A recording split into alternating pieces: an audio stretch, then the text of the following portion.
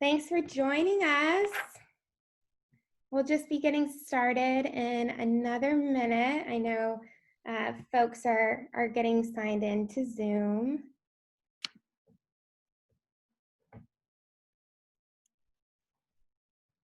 Hi, everyone. Good evening. Thank you for being here. So while everyone gets settled in, I am Megan, the founder of MoxxieMade and a holistic life coach. And we're so excited to be here this evening with Danielle of Sakara Life.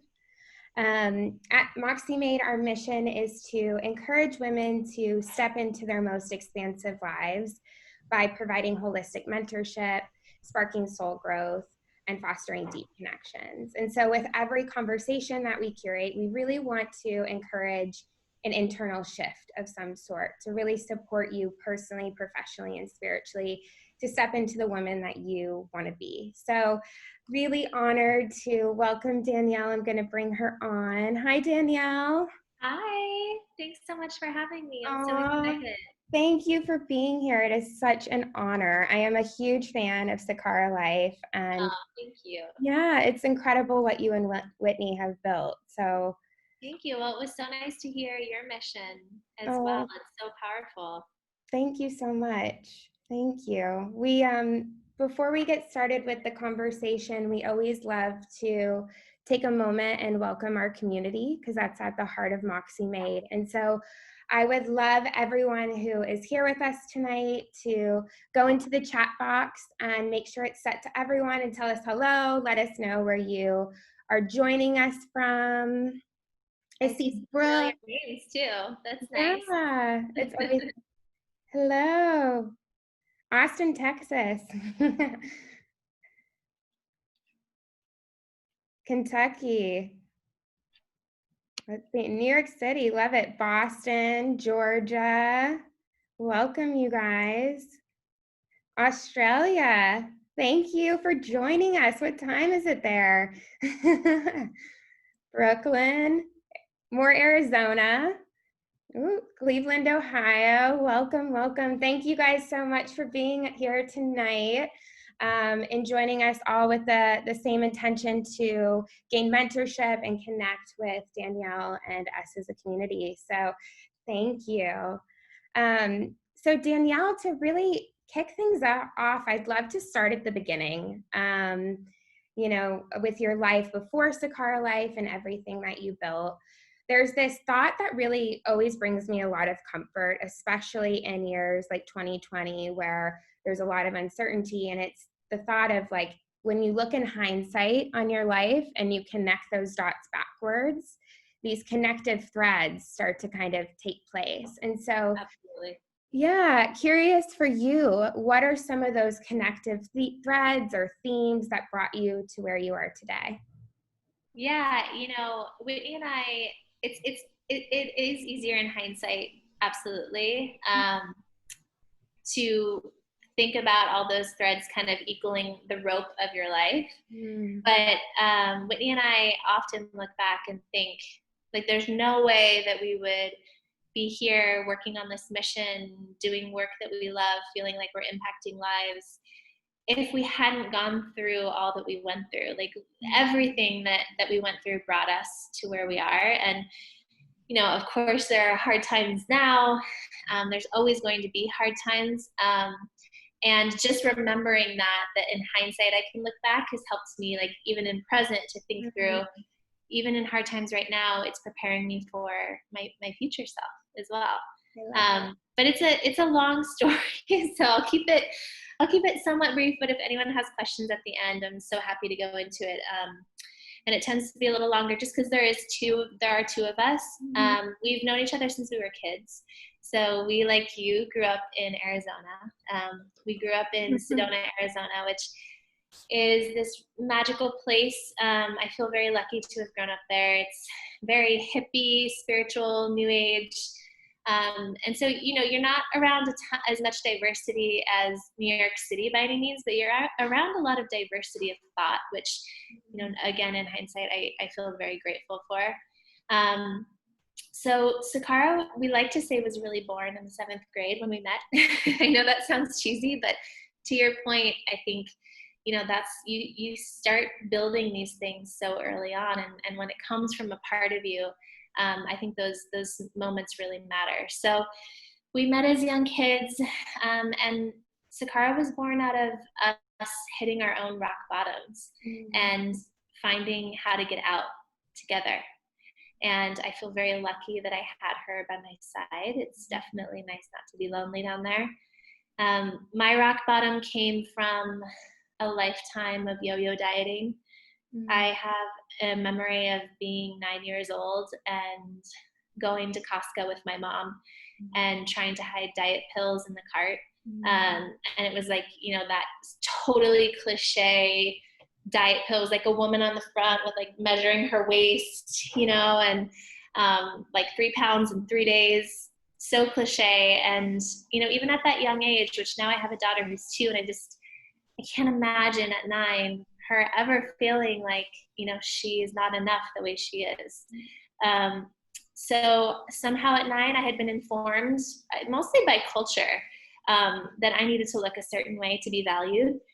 So I turned to dieting, and at a young age, I learned how to diet, and I was a really good dieter. So you gave me rules, I would follow it. And over the next 10 to 15 years, that manifested into me just being on that very typical diet life cycle of high highs and low lows, and there's a wagon to fall off of, and here are the rules. And maybe you get inspired or excited when you feel like one diet's working, but you can't live on grapefruit and cottage cheese forever. Like, there are never these lifestyle solutions. I learned how to count calories and carbs and points and pounds, and I never learned how to build a body that I felt really good in, that I felt really empowered in, that felt really nourished, that felt really healthy. That was never even part of the conversation.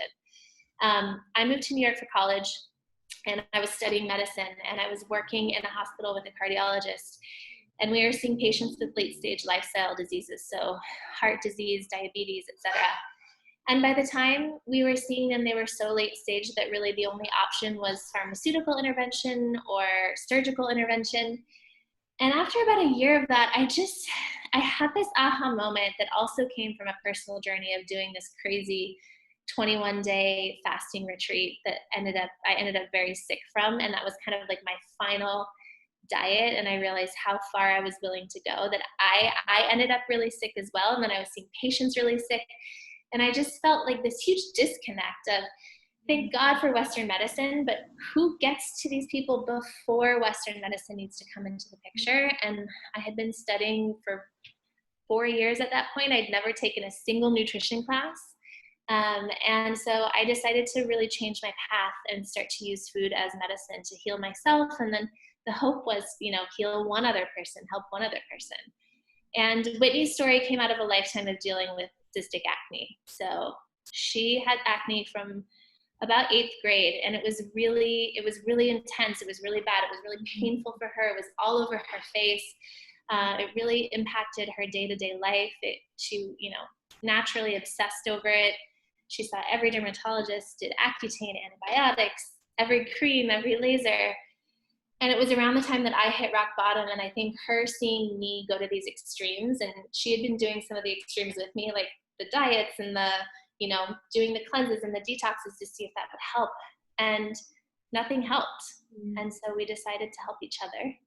And we took what I was learning in school and nutrition science and the microbiome and epigenetics and how your food and your environment impacts your genes and your health and your longevity and your mentality, and turned it into a food program for each other.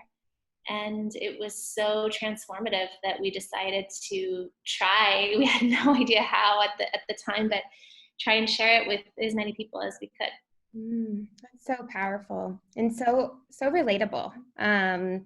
I know I want to touch on this a little bit later, but we hosted a conversation on body image and self-love in August, because I know so many people in our community, it had such a response to it, because many people are feeling triggered in their bodies right now. Yeah. Health is such a kind of top of mind at this moment. Our routines are all off. You know, we're having like tools. yeah, and we have like we're on screen, and so I feel like a lifelong journey that we have with our bodies, whether it be our body image or acne. Curious for you all, it's so powerful you were able to kind of partner together in your own healing journeys and offer that to other people.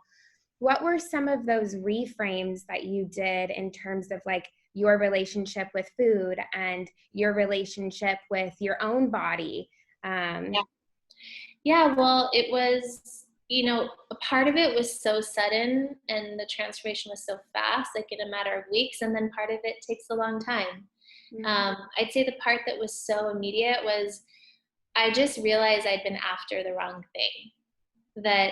And this is something we really help our clients do. We call them Sakara lights, that we help our Sakara lights do too, is, we should never be ashamed. If you want to lose weight, if you want to gain weight, that's totally fine. But that's just not our North Star.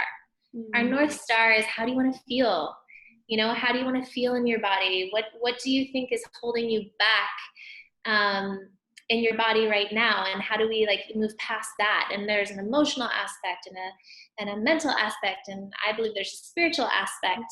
And food is the foundation, because you can't really access the emotional, spiritual fundamentals until your body is healthy. I mean, it impacts how you think, it impacts how you feel, your hormonal health. And so, the idea is, I just really forgot your original question. This is amazing though, because you're so right in that there's such a disconnect between the personal, right? And then also from like a nutritional perspective, the preventative. The things that really changed. That was your question. Sorry. I have a toddler and I'm currently pregnant with my second. And I know. I decided not to sleep last night. And so if I have bubble moments, like my first pregnancy, I used to say sorry. And I'm just like, wait, what was that question? I'm not ashamed at all. No. We're all doing a million things. Totally. Thank you for being here. No, of course. I'm so happy to be here. But yeah, the things that really changed, I realized I had been so focused on what not to eat. Like that was a huge thing in the diet culture and mentality, is like, what do you not eat? What should you take out? And even for Whitney, they told her, don't eat chocolate or pizza, or don't eat, but nobody was telling me what to eat. How do you flood your body with nourishment? And so one of the biggest mental shifts for me in eating this way and living the Sakara life was, if my North Star is taking care of myself, I actually need to worry about getting enough of the right things. And then that quieted the voice and that guilt cycle of, oh, don't eat that, that's bad, or calories, or all those things, because I was focused on doing more of the right things. And that's really our philosophy at Sakara. Is one of our, our cookbook is Eat Clean, Play Dirty. Like, there's nothing perfect about life. There's nothing perfect about a diet. You focus on eating well most of the time. And, we believe in the joy factor, that joy is a nutrient. And so sometimes you lean in and you have the croissant, or you have the extra glass of wine, or whatever your thing is, and that's bringing you joy, then that is also nutritive. And it's less about the list of things that you shouldn't eat. And that was a huge shift for me, coming from that diet mentality. That's so important, because it is when you're in that mindset, can feel so restrictive and so closed off, constrictive, whereas joy, I feel like, just allows this beautiful expansion and reframing of like, how can I love myself more, nourish myself? Exactly. It's abundance instead of deprivation. And that's a very big shift, because if anyone, on this call today has been a dieter with me, you're constantly thinking about food, and it's obsessive in a lot of ways. And, because you're worried about if you're going to go out with friends, like, what are you going to eat? I always joke, I'm like, I could take back that time and focus on something else. Like, I could speak 7 languages, or, it's just like, and that's something Whitney and I talk about. Energy. Yeah. And that's something Whitney and I talk about a lot too, is one of the things that we believe is fundamental in having this shift and what we call living the Sakara life is transforming that very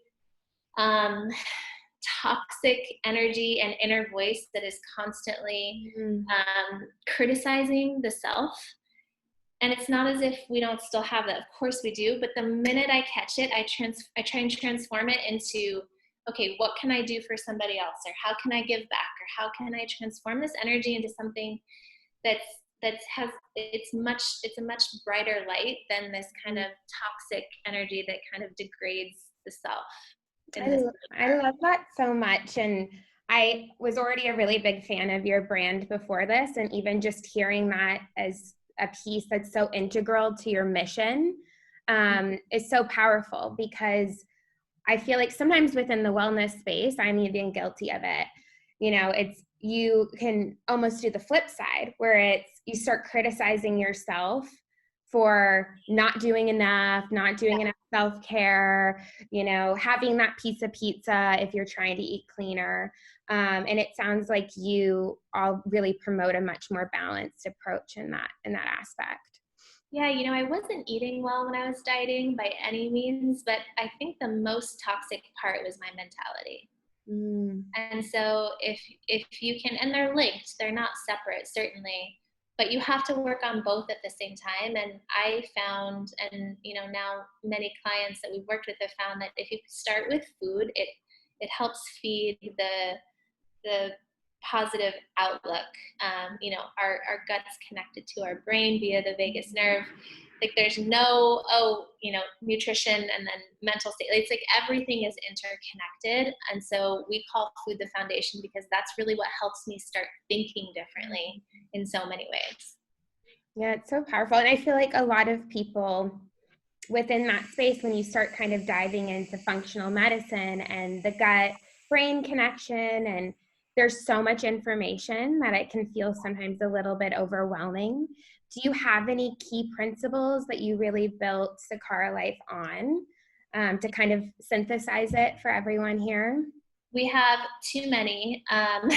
There's a lot. We have 9 pillars of nutrition, but I always tell people a few things. One, always seek out high quality food. Like quality really, really matters in this day and age.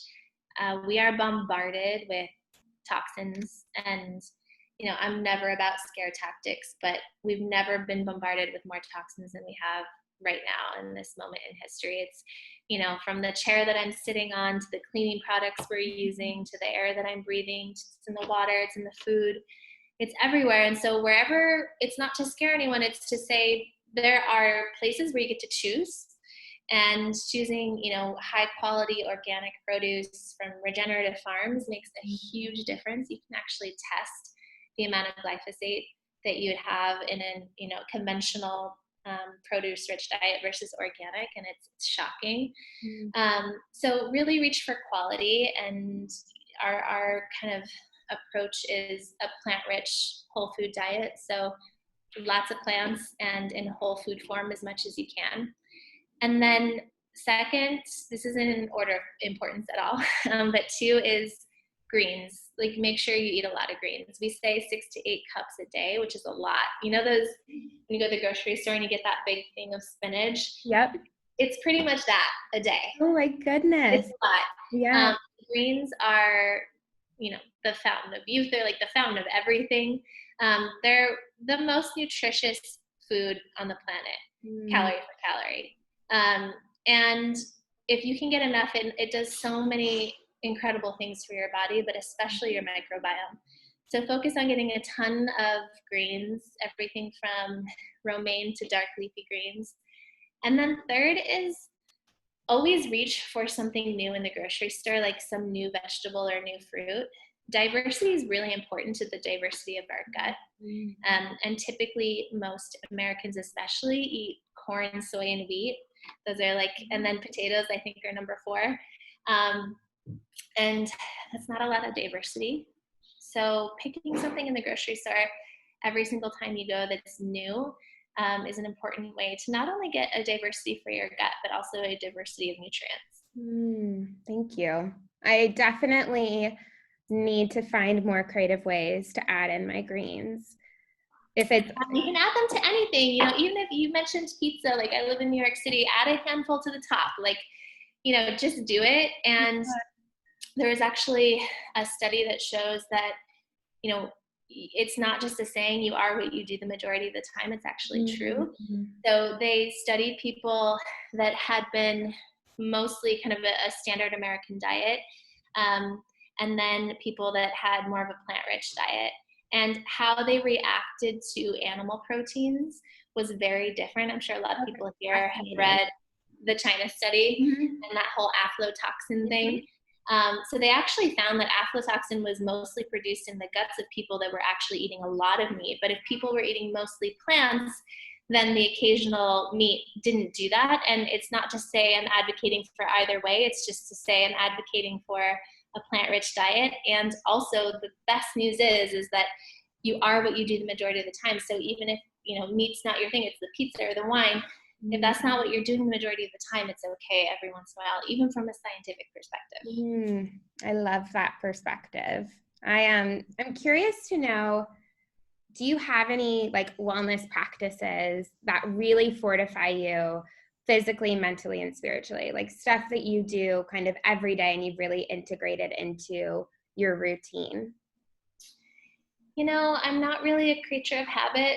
Not really. I don't do well with routines, like maybe for a little while and then I'll move on. I'm a Gemini, I'm mercurial. But it's no surprise, but the food is just, if I don't eat well for, let's say, a week, I just feel it. And you know, that's okay. It's just, we call it your check engine light comes on. And it's okay if I'm there now, because now I know how to get back to feeling really good. It used to be so scary for me to reach the edges of how I felt or how I felt in my body, because I didn't know how to get back to a place where I felt really good. And I think the most powerful thing we can do for ourselves is build our toolkit. What are the things that get you back to feeling your best? Like life is, you know, we're on the pendulum. We're always going to swing. Sometimes I'm eating so clean and I'm feeling great. And sometimes I'm really not. I'm not feeling great. And you just swing. And as long as you know how to find your center, I think that's the most important thing we can do. And food is really that for me. It helps me find my center, where then I make time even to do other things when I'm feeling good.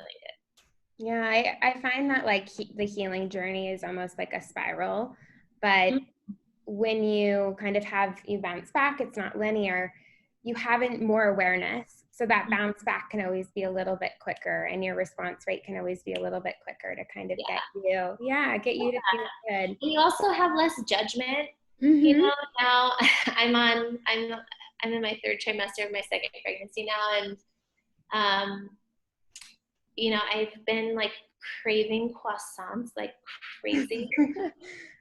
And I can imagine myself 15 years ago, you know, 12 years ago, before I started Sakara, and it being this inner battle of like, should I, shouldn't I? Oh, I did, damn it. Or, you know, and it's like now it feels so good to just like, I say yes. And then I realized I was pretty much having one every single day. And then, you know, I come back to like 4 a week instead of 7. And I always tell people, because I get this question a lot of like, well, how do you know when you've leaned into the joy factor too much? And one of the most important things I think we can do is cultivate body intelligence. Like our body is way smarter. Your body knows you way better than I could ever know you. Like I can't tell you how to eat. I can tell you here are the tools that, you know, from a scientific perspective, will get you in really good metabolic shape. But then it's the whole point is that we help you create a body you get to listen to. I don't need you to listen to me or Sakara for the rest of your life. The point is for you to really cultivate that. And once you cultivate that, leaning into the joy factor, like the croissant started to bring me a little less joy. You notice that. We all know that feeling, like when you've had a little too many French fries, or like you go, you know, a handful past where you really needed to go, and you're like, that didn't taste as good or feel as good as, you know, it did before. And I'm just aware of that now, and I'm sensitive to it, because I wholeheartedly believe that this journey of life should be really fun, and that's inclusive of building your best body. You know, from a diet mentality, it would always feel like, oh, this isn't going to be fun. You know, the grapefruit and cottage cheese diet or the cabbage soup diet, none of it was ever fun. But I think that life really should be fun. So once we cultivate that voice and listen, I think it guides us. I love that. And it's such a more empowering approach. Yeah. You get to kind of make the best choices for you in that moment, and then have the self-awareness to kind of tweak when you notice, oh, that's not serving me in this moment. Yeah, and who else should be in the driver's seat of your health except for you? And it's not to say that we don't sometimes need help, or want guidance, or sometimes just don't want to have to listen to our inner voice and need a break, or need help getting back to that center. That's totally fine, but the goal is still to cultivate your inner voice so that you can constantly guide yourself back. Do you have any practices that you use to kind of get in touch with your own inner voice or own inner intuition? Because you hear the term, intuitive eating. And for many of us, like you said, we are so detached from our bodies. And it can be hard to start to cultivate a practice of even like recognizing, where is a feeling emerging within our bodies? What do I need in this moment? To kind of cut through that noise. Yeah. I think really paying attention to, I think that we live in such a busy life, and we're constantly distracted. I'm going to butcher this. I think it was Einstein that said this, that the idea of being bored is so important, that it like does something for our brain, and it helps us tap into this really creative place. And none of us ever have time to be bored anymore. And, forget bored, even just like a moment to really gather thoughts and think. And so I think part of cultivating is, okay, maybe we can't, slow down how fast life is going right now, but can we learn to listen? I think, back to my croissant story, if I had been leaning in and kind of having my 7 croissants a week 15 years ago or whatever, I don't think I would have been paying attention at all to how I felt. I just would have been like on that guilt cycle of like, why am I doing this? Why am I doing this? But now I pay attention to how I feel. And so I think that we all have these check engine lights. I know for me, like I'll get a little bit of a sore throat. I'll get like dark under eye circles. Like there's just these little things that I notice start to pop up. And I think your check engine lights change too. Like in my 20s, it would have been like, if I didn't eat well, I would have bloated in a second. And, I think we just need to listen and realize that nothing our body does is in a silo. It's a response to our environment. So it's either a response to what we're eating, what we're feeling, who we're with, toxic exposure, and inclusive of all the amazing things around us too. And so to just remember that our bodies are reflective of what's going on and what we're doing. And I think sometimes that can be demotivating, but hopefully it's the most motivating, because it means we get to be in the driver's seat. It's nice also to just that it's like a simple approach. It's very actionable. We hear all of these like mindfulness exercises with meditation, and you can also have that with your body. It's so serendipitous what you said about boredom, because my like intention this week is to actually allow myself to be bored. I love that. Yeah, I feel like so often, like if you're in the elevator, or if I'm going for a walk, or, we're on our phones, or I have a podcast, there's like a need to kind of ingest information. And so this week, my intention is to actually carve out those moments of whether it's like just driving without music on and just like allowing myself to be bored, to see kind of what emerges in that space. So thank you for that. I love that so much. You always hear it's like, oh, I had this idea in the shower, and it's like those are all the times where we're it's force function to, maybe it's not bored, but it's certainly not, like your attention isn't sliced between 40,000 different things. It's so Mhm. important. And they say that actually you can only really pay attention to like 1 to 3 things at a time. And some people believe literally just one. Um, and And the so, stimuli, right? It's like thousands of yeah, different it's stimuli. crazy. I mean, Yeah. yeah, even in my office right now, like we have somebody here helping put things in order, and like I can hear sirens outside, and it's just like, it's hard. So I love that intention of Oh, making thank sure you you. don't always like grab for what's easy, to just take your Mhm. attention away. Hmm. I'd love to shift the conversation a little bit to entrepreneurship. So, what you and Whitney and your company have built is incredible. And would love to know, are there any big learnings that you've had from being an entrepreneur that you could share with us? I'm sure there's Many. so many. We have them every day. Um, I I always tell people, a few things. One, I think entrepreneurship has is is idolized in this way that I think is undue. Um, I don't think there's anything more. I don't think it's more magnificent or cool to do it on your own versus within a company that you love. I think entrepreneurship is just as powerful. Mhm. Um, so I will say that, and when you're an entrepreneur, you also have the ability to do your time and then move on to something else, and maybe not like the pressure as well. Um, I'm so grateful we took the step that we did, but I don't think there's anything better about being an entrepreneur. I Um, 100% agree with you. It's actually yeah, at MoxxieMade, like a big fundamental part of our values is to make yeah. sure that we're giving kind of even weight to both, Mm, because there is that perception that entrepreneurship is like the more valued way, and it's yeah. just not true. So It's just yeah, not thank true. you for There's bringing that up.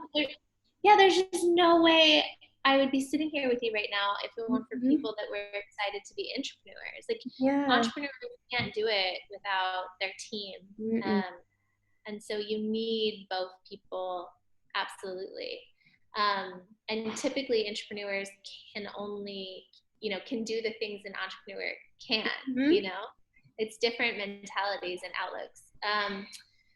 I also believe that I fundamentally believe that there's no, that everything is, it's what I was saying, with health and the body. There's so many inputs.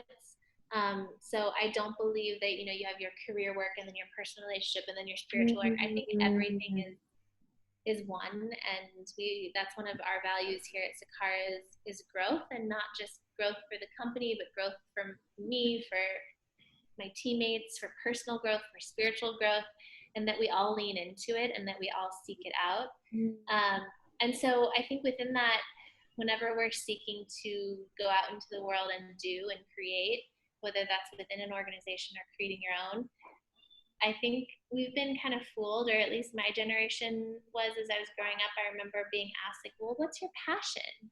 And I think your passion kind of more belongs maybe in like hobbies or or things that you just love to do. I don't think passion is meaningful enough to pull you through what it means to be an entrepreneur or even an entrepreneur. I think you have to find your mission. I think you have to find not only what you maybe perhaps love to do, but what the gift that you're meant to give.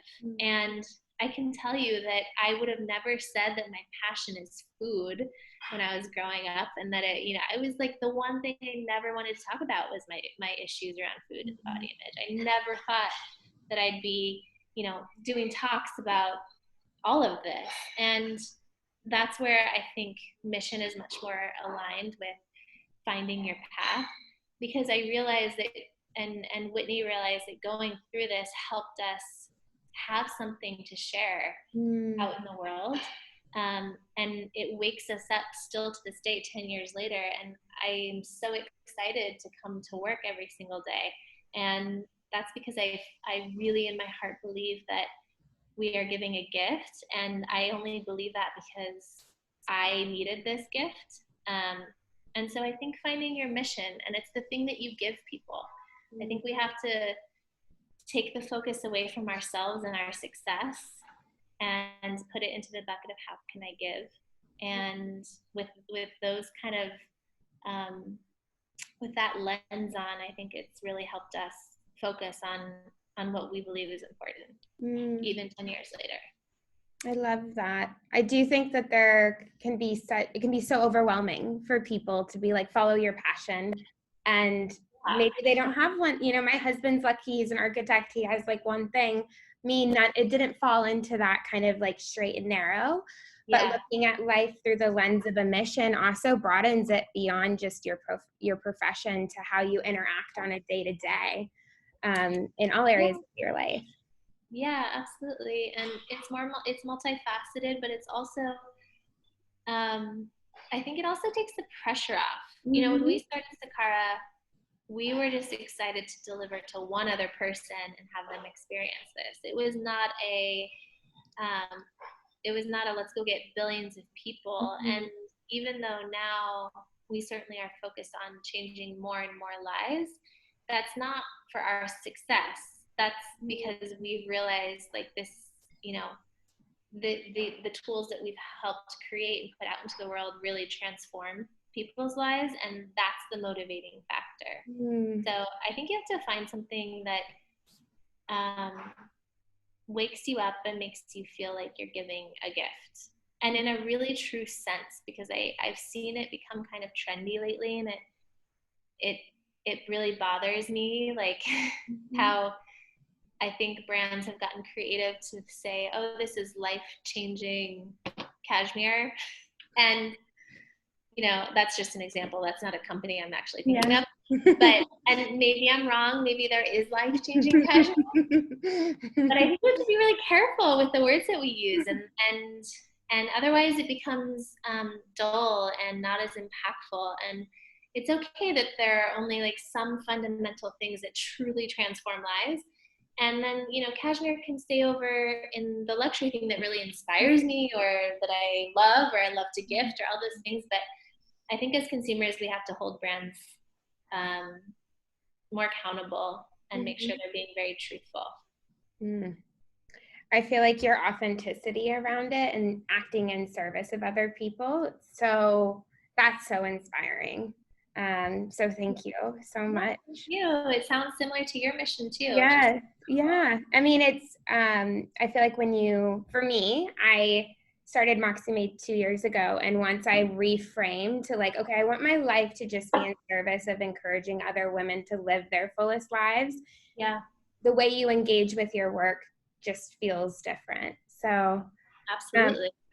I know you talked about this briefly, but congratulations on your pregnancy and your newest little baby. Thank you so much. It's a wild ride. Yeah. I feel like children coming in at this time are bringing like extra blessings with them.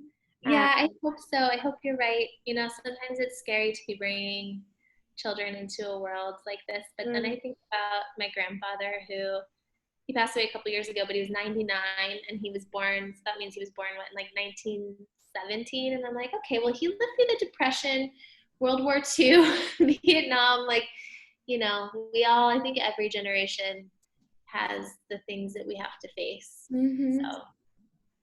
What has been some of the biggest kind of teachings and blessings that motherhood has brought into your life?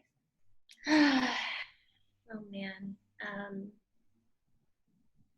It's so hard to even put into words. I know it's so cheesy to say for anyone that isn't yet a parent or doesn't want to be. Like, I remember being on that side and being like, okay. But it's, I think there are many ways to experience what I'm feeling, and I don't think that always means that it has to be like your biological child. I think there are many ways women choose to mother, and we can have this experience. But I'd say I have this window now into what unconditional love is like. And I think that experiencing that, like, and not experiencing it from my child, but experiencing what it means to give unconditional love is such a gift. And I really think that it's our duty, especially as women that get to experience this in whatever form, to start to understand and learn and help others and ourselves bring it to people other than our children. Like, I know that might sound whatever it sounds like, but I think our everyone's mission here is to lean into unconditional love for every human being on earth. And I think the gift of motherhood is that you start to understand what that really means. It gives me chills. I'm like about to cry. I'm like, my No, hormones I are actually all over the like place. me emotional. That's so beautiful. Yeah. Yeah, I could also imagine too, it would reflect back. I feel like a lot of times, like the way we treat ourselves is the way we treat others too. Yeah. Like mirroring back to you those places to love yourself more. Yeah, and it's such a practice in recognizing the ego, because I don't think there's anything more ego than having children, right? Like, I love this being so much, and why would I love her more than I would love you, or, you know, this person sitting next to me on the subway, because she came for me. Like, that it when I actually boil it down, it makes no sense. And so I love that she's just helped me put those glasses on, of asking myself, like, who do I need to be? What would my life need to be like? What do I need to change to start to bring this to more people in my life other than my children?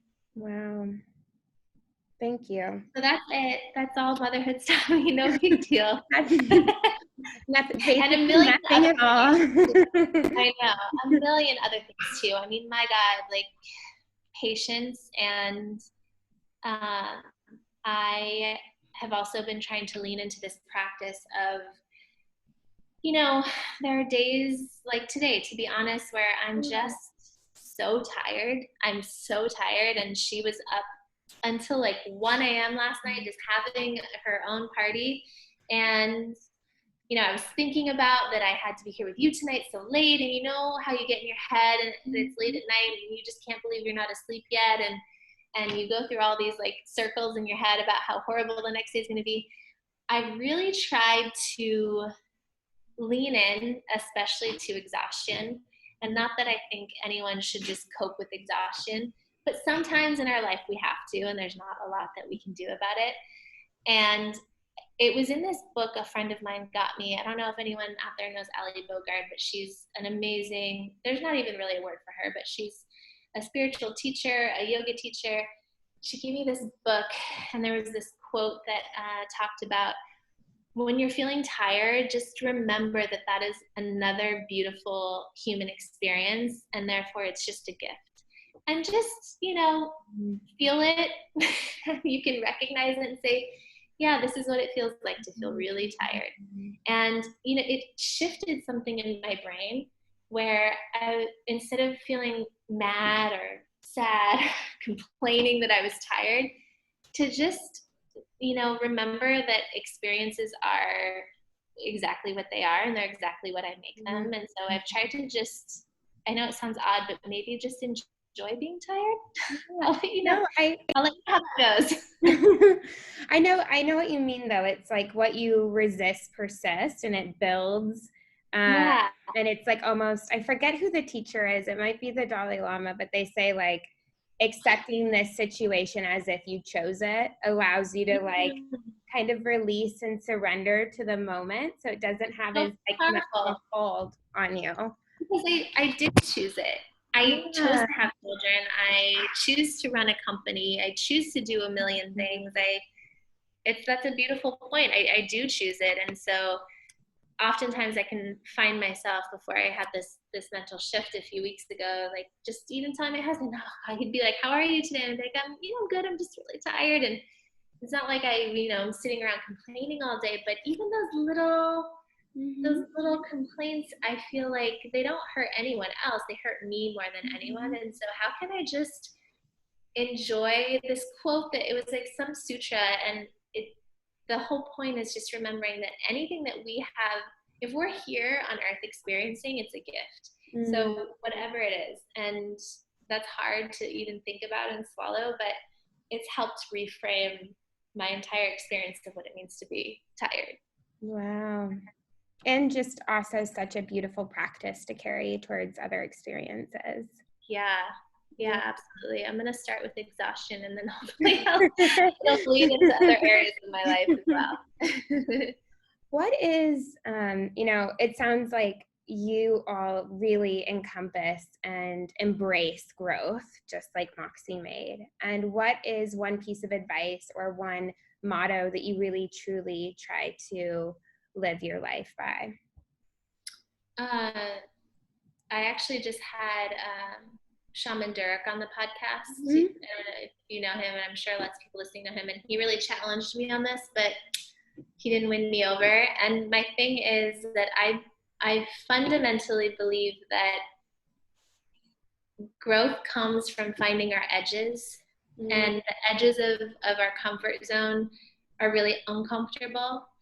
And first, I don't know when or how it happened, but I think we've been taught to seek pleasure, and this idea that we're supposed to be happy all the time, and if you're not, something's wrong with you, or that life is supposed to be beautiful all the time, and if it's not, something's wrong with you. And so as much as we lean into and reach for the beautiful, pleasurable moments, to also reach for discomfort, because I think that is what helps us. When I think about visually what growth means, I visually imagine us reaching for those things, and when we find something that wants to shut us down, if we can just work past it, like I think that's growth by definition. And we've been taught to kind of run away from the uncomfortable, and so really leaning into what's uncomfortable, I think, is a really good practice. No, I mean, that so resonates with me. We have a saying, it's called embrace your in-between, and it's basically the notion of like embrace that in-between where there's that gap of like who you are and who you want to be, and embrace that comfort or the discomfort within that, and just recognizing it's part of the experience. Absolutely. And I think if you really, one of our values here at Sakara is transformation, and there are lots of different ways we believe in transformation. There's the physical aspect with food, the emotional, mental, but there's also this place of transformation that happens when we do lean into those uncomfortable moments. And when we actually think about what we want in life, I don't think most people say, like, I want to just stay here, and I don't want to expand, and I don't want to grow. I don't want, I think most people want some level of transformation all the time. And so I think in order for that to happen, you have to get comfortable with the uncomfortable. Totally. And a big value of ours is that courage is something that helps you do that, because there's always going to, when you're growing, you're always going to have self-doubt. You haven't experienced this before. You haven't emerged to this new self. And so embracing courage is always a possibility to us. And and I would love to know, this is a question we always end on and we always reflect back to our community, but what is a moment recently where you did something that was really courageous for you, and something that you felt really proud of, and in some way was serving in your growth and evolution? It's a great question, because here I am saying lean into your edges, and now I'm like, that's hard. I mean, I think that I think it's easy to try and think back to these huge things, but I think that the more important times are these like little decisions. Totally. And let's see. And while you think of it, I completely agree with you. It's those like daily little micro moments that might seem insignificant to someone else, but actually are a really big, transition in who you want to be. Yeah, and I'm sure there's a better example of this, but we just did a Sakara photo shoot today, and I'm whatever I am, 7 months pregnant, and I'm never sure how to word this because I don't think that women who just have a belly are any more beautiful than women who expand in every which way. And I am one of those that expands in every which way, and I feel it's so good to be able to sit here and say I feel good about that and I feel okay about that, because I wouldn't have said that a decade ago. And so today we did a photo shoot, and I'm me with my belly and my thighs and my arms and everything that I am right now. And my toddler was there, and my creative director really wanted to do this shot that was me basically in underwear and a bra. And I just had this reflective moment back to, being in New York, a young 20-something, trying to make it, doing a couple modeling jobs here and there to get myself through school, and the deep, deep, deep insecurity I would always have, like, not eating the morning of and always trying to suck it in. And I felt a little bit of those like butterflies when she said that. And then I just thought, yeah, sure. Like, why not? Like, this is, why I have absolutely nothing to be ashamed of. I have nothing to be afraid of.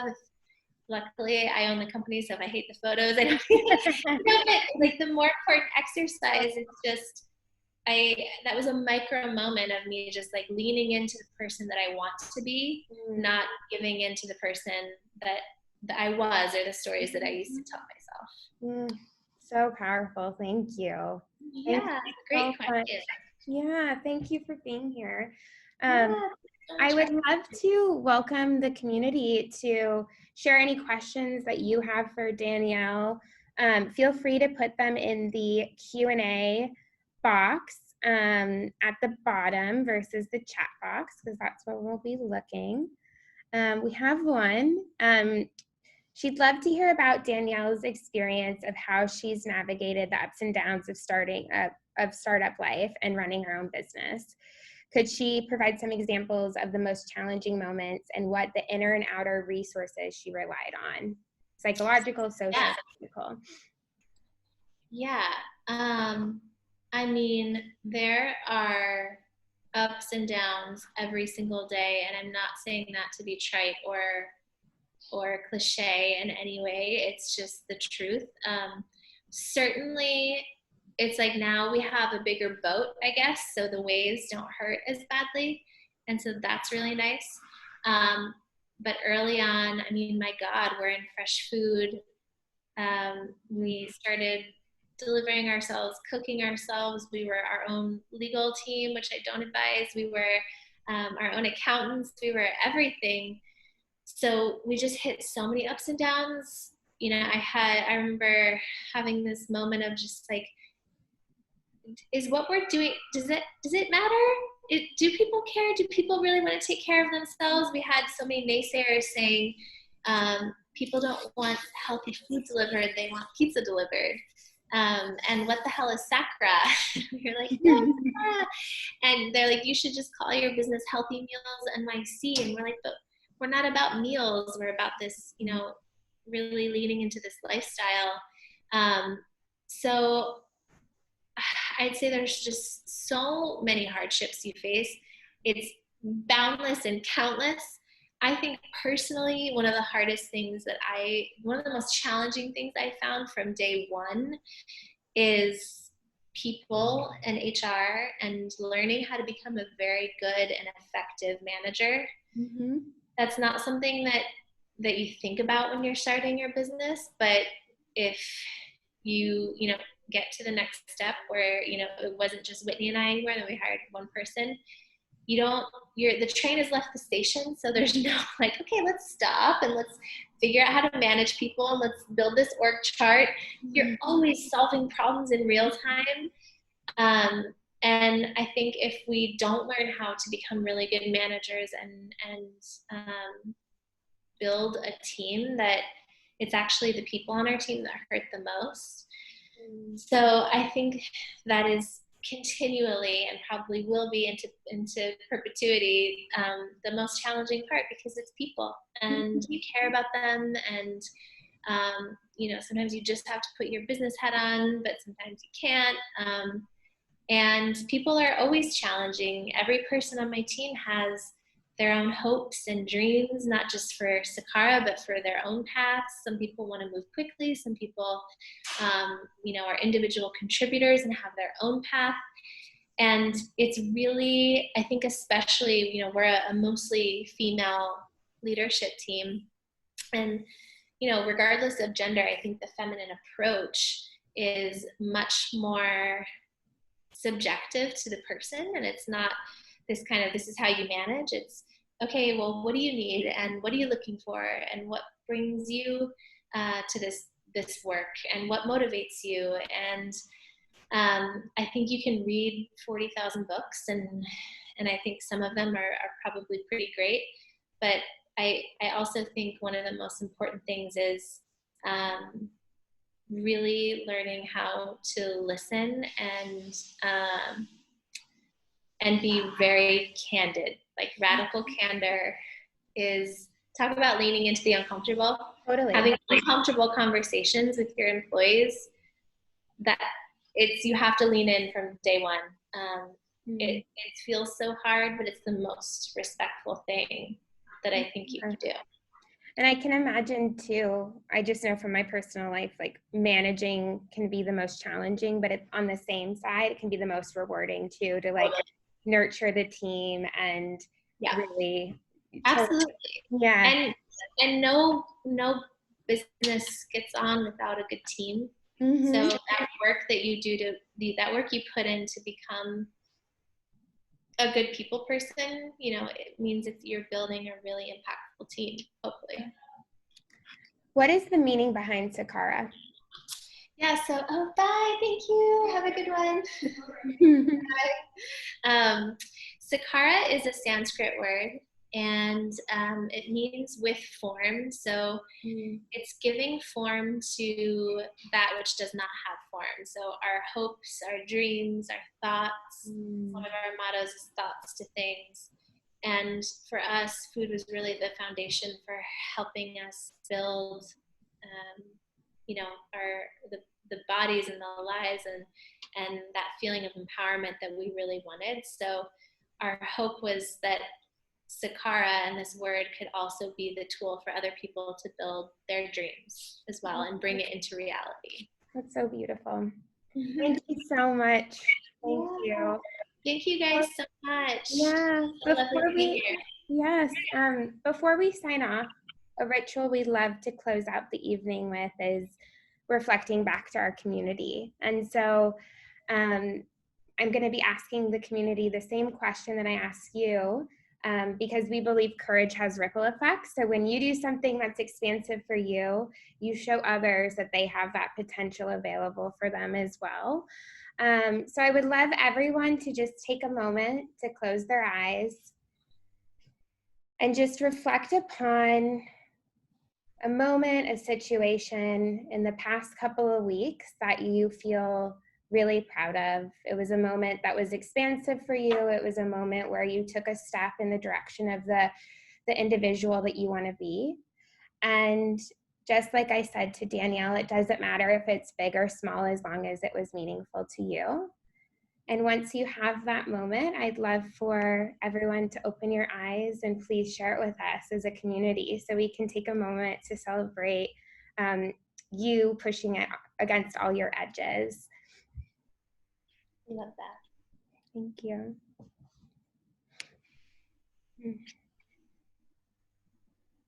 Asking for a raise. Yes. That takes so much courage too, advocating for yourself. Congrats.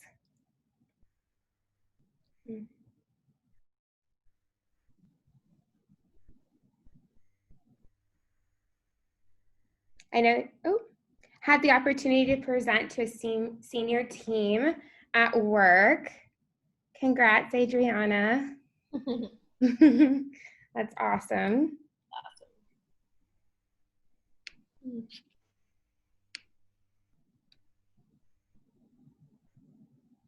Started a remodeling project. It's nice to like cultivate our space during this time.